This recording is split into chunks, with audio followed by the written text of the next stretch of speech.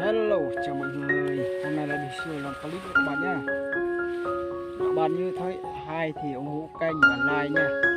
Hôm nay đi siêu làm nhạc tiếng giờ đây các bạn. Đấy. Các bạn như theo dõi kênh nha, ủng hộ kênh nha. Làm nhạc không hay đâu.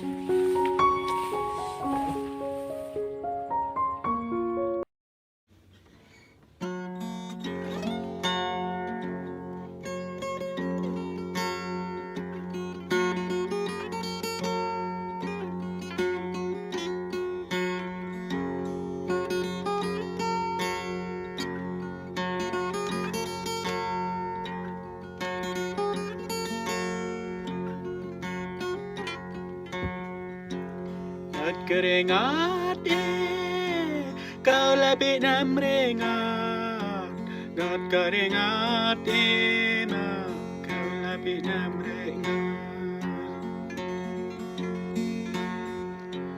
nàng bên dưới nói ở trình bao đáy mây la ở chạy bao đám mây nơ mây nuôi nhám rõ mây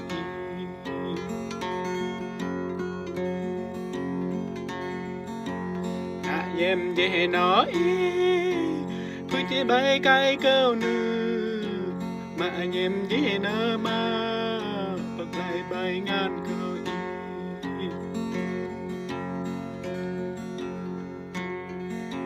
chẳng em về nói mà nói nhầm rõ mày la mà nói có play mày nơ mà đã cây mày mày chăm mày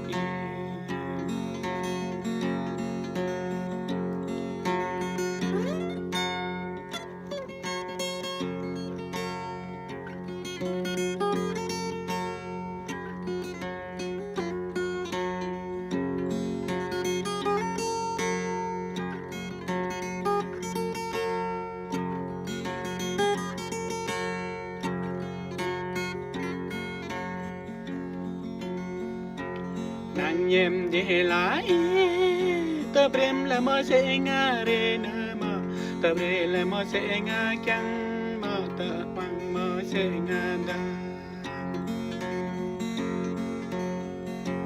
pháp đam cao này nơ mơ nơi bị rõ la bỏ bị nhắm ở nơ có bị sưng bị san ơi ngày nhầm về lại ta tôi prang lang nơi nhầm về nói mà nơi tăng cây mới thơ